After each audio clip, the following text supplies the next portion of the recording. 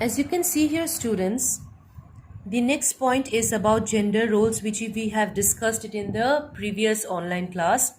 Again, we will be dealing here about the gender roles in details and the effect of gender roles in family, then comes community, in the school, and finally in the public places.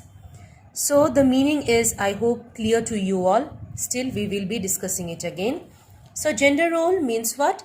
It's a set of defined pattern of behavior that is expected of a man or a woman. That means the society expects that a particular set of role needs to be performed by a man and a different set of role needs to be performed by a woman if they are to live in a society.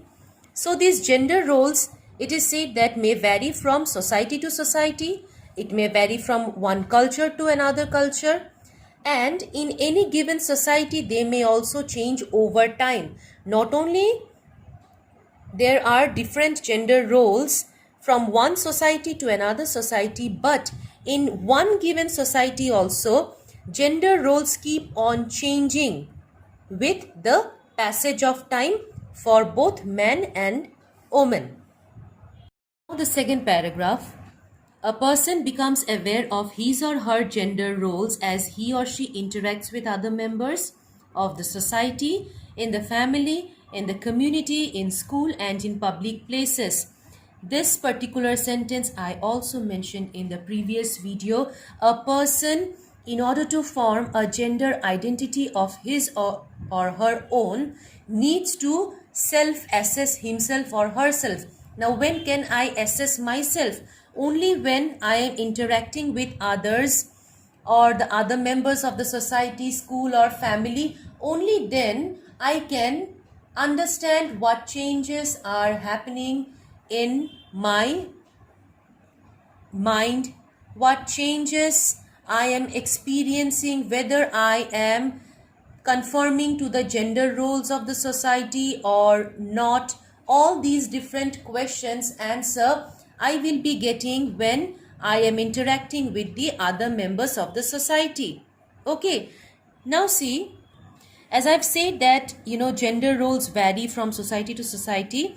See, each culture and society, you can say, generally it is believed, or you can say it is to some extent true also. Like most women in the West, for example, in comparison to the women in the East part of the world, women in the Western part of the world have a lot more freedom to lead their lives the way they want than the women in the East. Women in the East do not have much freedom as compared to women in the West. That is why it is said gender roles vary from society to society. So in case of family, see, children get their first lessons of life or how they have to live in a society from their family or family members.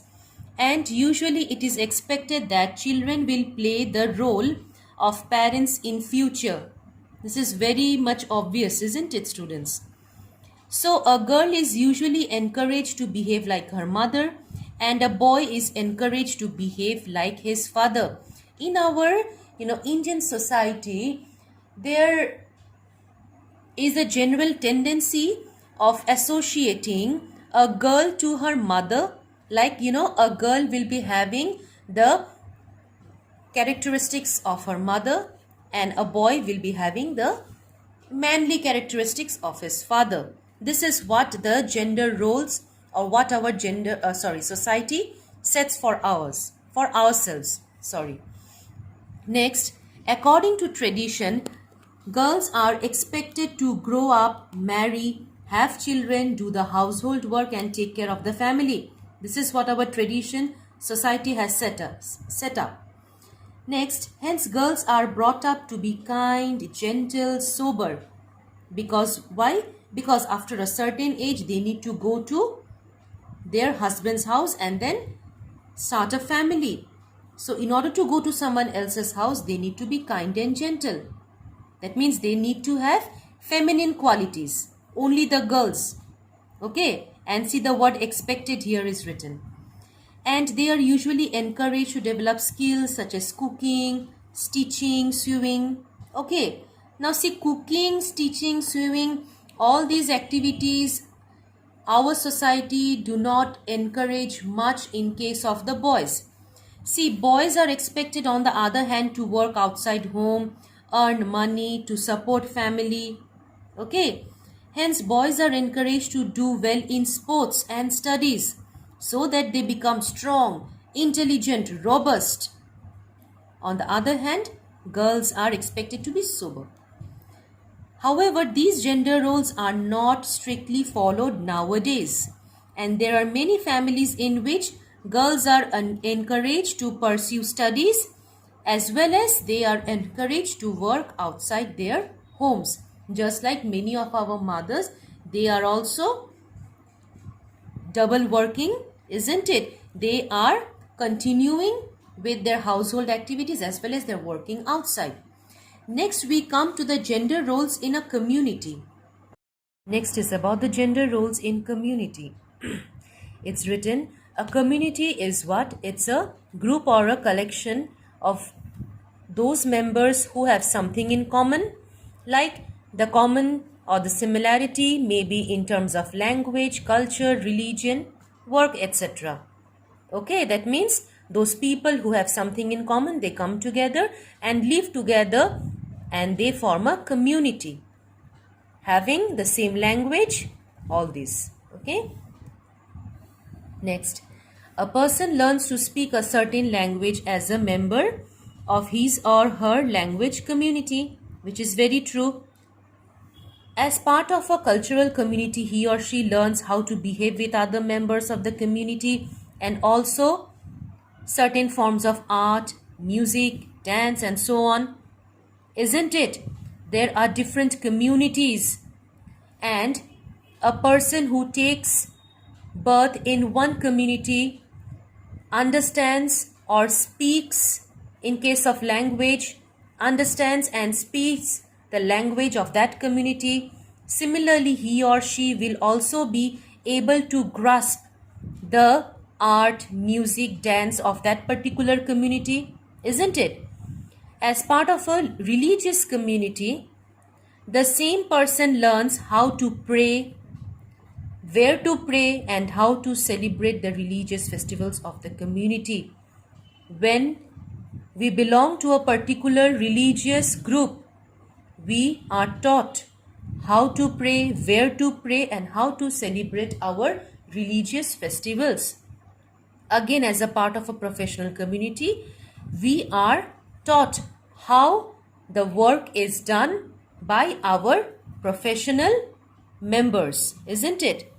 Then, in many communities, men and women are treated differently, just like I have said about the West and the East. In the West, more freedom is given to women than in the East. It is written, in several language communities, the ways of referring men and women are different. See here, that means in certain languages or people speaking a certain type of a language in those communities, the way of referring men and women are different. How? See, in our English language, for example, some words are classified as masculine and some words are feminine.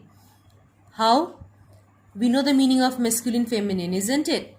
So it's written, we use masculine words when we talk of men and boys, and we use feminine words when we talk of women or girls, isn't it? Hence, we may say the boy loves his school and the girl loves her school. Her is associated with girls, his with boys. Similarly, in a cultural or a religious group or community, the roles traditionally given to men and women may differ. May is written. And some professional roles are thought to be more suitable for men, while some others are thought to be more suitable for women. For instance, what the society thinks is that while giving different men and women the gender roles, they think that women usually do not work as mechanics and men usually do not work as babysitters. But in many parts of our country, for example, there are many female bus drivers also. Okay. Next is gender roles in school. In schools, children gather knowledge and develop various skills. They also learn many important lessons of social behavior. Now, what is the meaning of social behavior here? It's very simple. Social behavior is nothing but the interaction between two individuals or more than two individuals of a community or a group.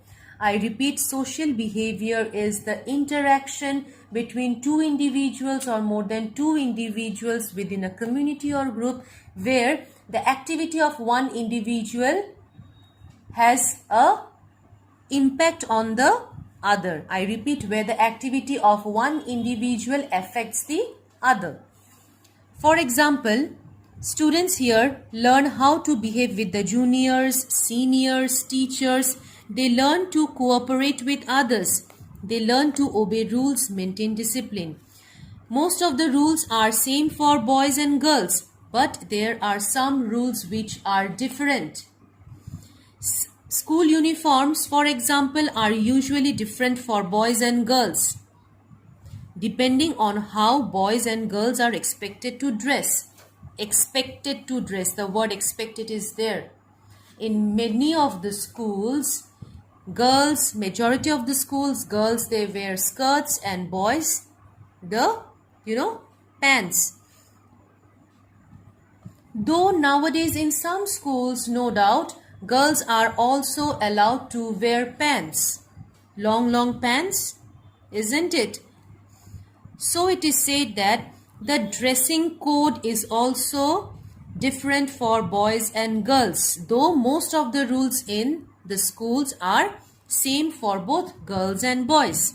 And here the dressing code is also designated to the girls and boys depending on how boys and girls are expected to dress in the school. It is about the gender roles in the public place. It's very simple. It's written there. In the public places like roads, parks, restaurants, shops, etc., we get to meet a huge number of people. Now, in these places, if we observe these number of people, then we can find out how they identify themselves as belonging to a particular gender, how they behave, how they dress, how they usually do their work, and many more such things.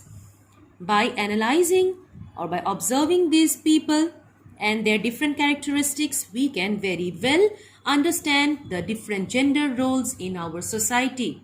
So with this, we come to the end of gender roles. So here we have studied about the gender roles meaning, its impact in the family, community, gender roles in school, especially about the dress we have studied, and also the gender roles in the public places.